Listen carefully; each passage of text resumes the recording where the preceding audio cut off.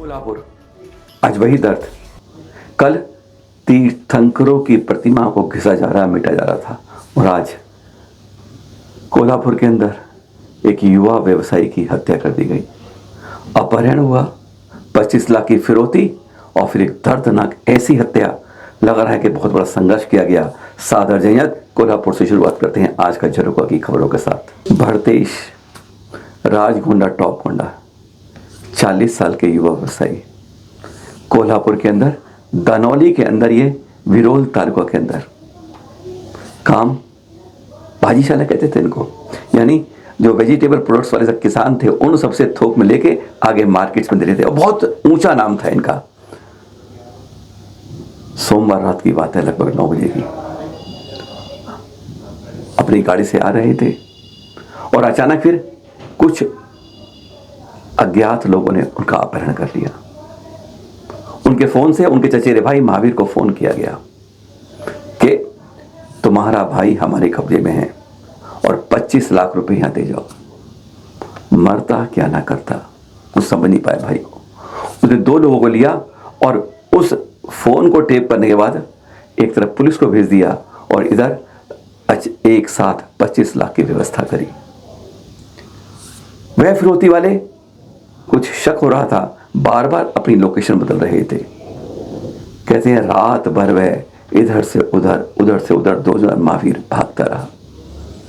फिरौती वाले लोकेशन बदलते रहे, इधर आओ इधर आओ इधर आओ करते करते उधर पुलिस को दी गई तो पुलिस ने कहा हाँ ठीक है।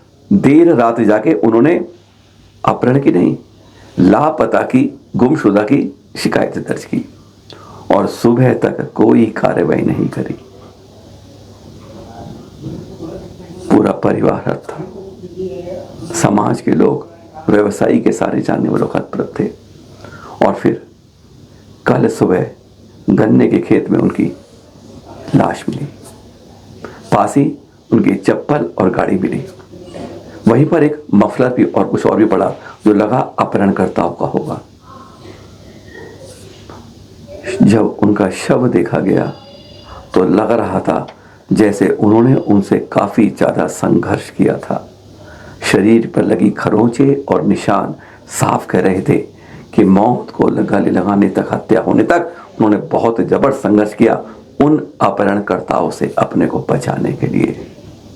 लेकिन पुलिस उसके बाद मौके पर पहुंची जब वह अपहरण की बजाय गुमशुदा की रिपोर्ट में, और जब वो मालूम चला कि गन्ने के खेत में शव है, उसके बाद उनकी करवट बदली। हम दोषियों को पकड़ के रखेंगे, ये जवाब मिलता है पुलिस से। पूर्व मंत्री पहुंच जाते हैं वहां पर, लेकिन वे कहते हैं हम ढूंढेंगे। अरे अब क्या ढूंढोगे? जो कल तक हमारे बीच में खेलता हंसता व्यापार करता था आज हमारे बीच में नहीं है, और करने वालों को ढूंढोगे। आज हमारी यही पुलिस की खास बात रह जाती है, एक विशेषता है कि घटना के समय, दुर्घटना के समय कुछ नहीं, और जब सब कुछ हो जाए तब कहते हैं दौड़ भाग करना। एक दर्दनाक मौत। हमें तात्या भैया जी हैं, उन्होंने ये जानकारी भेजी हमारे पास। एक दर्दनाक युवा व्यवसायी की मौत उसी कोल्हापुर के अंदर, जहां पर महालक्ष्मी मंदिर के अंदर मूर्तियों को खसीटकर ऐसा कर दिया गया है। विश्वास नहीं होता कि एक युवा हमारे बीच से, जो कल तक हंसता खेलता था, वहां के लोगों को, समाज के वजह, सारे गांव वाले, सारे लोग वहां पर उसके घर पे जुड़े हुए हैं, और पुलिस को थू थू हो रही है, और पुलिस इधर से उधर बंगले झाके दोषियों को पकड़ने की कोशिश कर रही है। हम नहीं सुधरेंगे।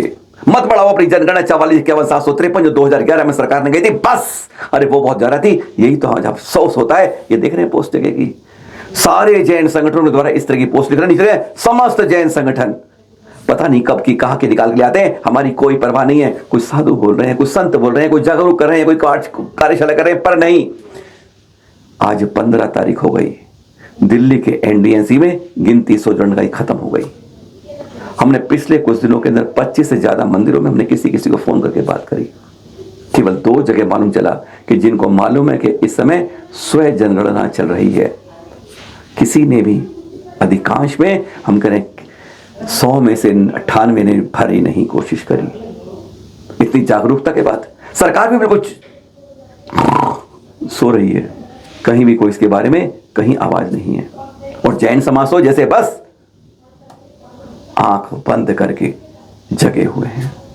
इतनी बात कहने के बाद भी आज 15 तक खत्म गिनती एनडीएमसी के अंदर 100 जनगणना की। वास्तव में कहें तो बगैर हथियार उठाए इस जंग में समर्पण कर दिया है जैन समाज ने। बहुत जागरूक करते हैं, आज लगता है एक तूफान उठेगा, कहीं से कहीं इस जंग का ऐलान होगा, एक आंधी आएगी, एक सब कुछ आएगा, जैन इस तरह से पूरी जनगणना के अंदर अपने को सबसे आगे पहुंचाएगा। नहीं, ये राधा मोहन अग्रवाल जी आए थे ना, उन्होंने जो हमारे जैन वंश से हमारे गाल पे जो तमाचा मारा था, गलत नहीं मारा था। अरे तुम कितनी बढ़ा लोगे, तुम्हारे बस की कुछ नहीं है, हिंदुओं ने प्रयत्न कर लिया है, तुम अलग निकलो। एक बार वह सुन लीजिए, एक कस के जो तमाचा पड़ा था उसका एहसास अभी भी इस गाल पे होता है। सुनिए जरा। कि जैन समाज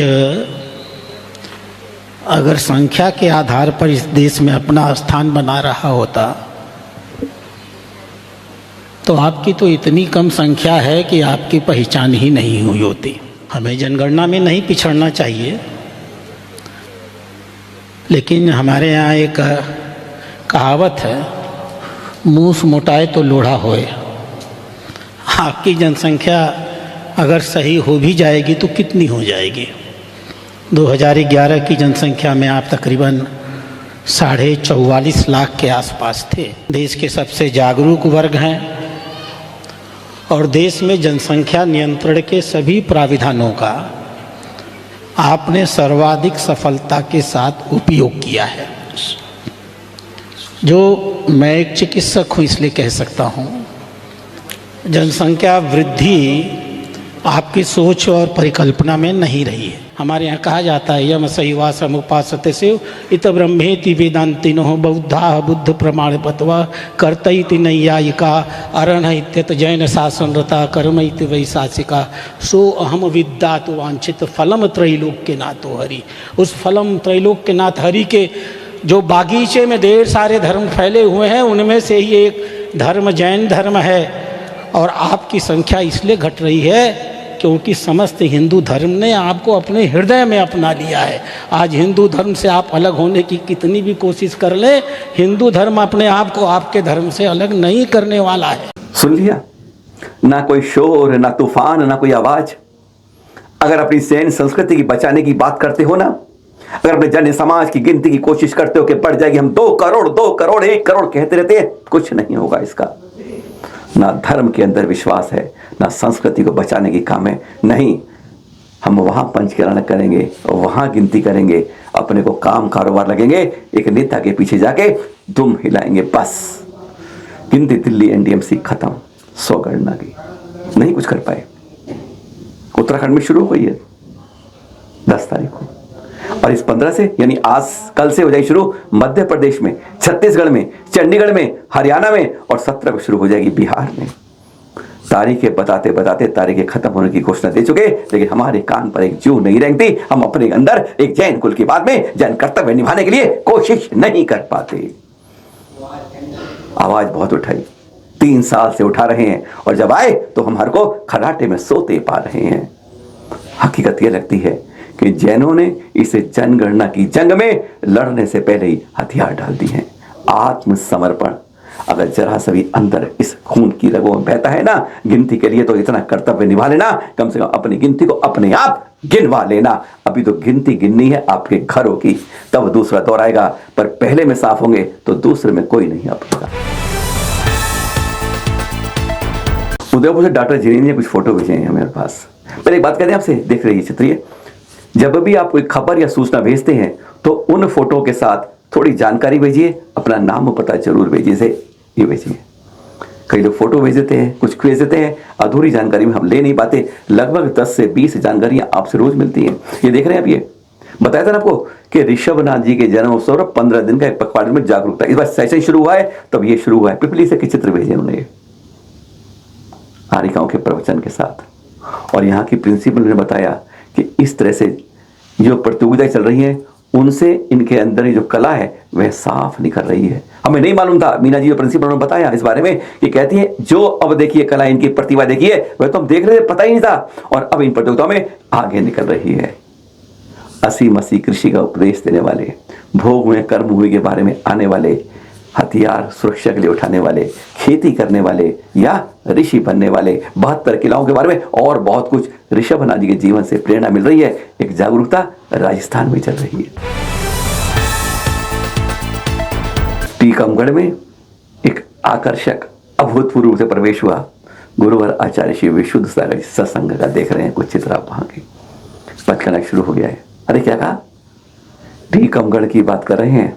चलिए 30 क्षेत्र कमेटी हम भी चलेंगे, आपसे वहीं मिलेंगे। पर ये दृश्य देख रहे हैं आप, ये वहीं के प्रवेश घाट यात्रा के एक भव्य पंचकर्मा के, हम तो ये कहते हैं पंच कल्याणक और जिनालयों का निर्माण वहीं हो जहां पे उसकी आवश्यकता हो। कम से कम आगे 3 पीढ़ी तक की गारंटी मिल सके आप लोगों को कि हाँ वह उसको जीवंत रखेंगे। नहीं तो आज के बनाए गए तीर्थ कल किसी और के जाके उनके द्वारा सिंदूर लगे कपड़े के पैदल दिए जाएंगे।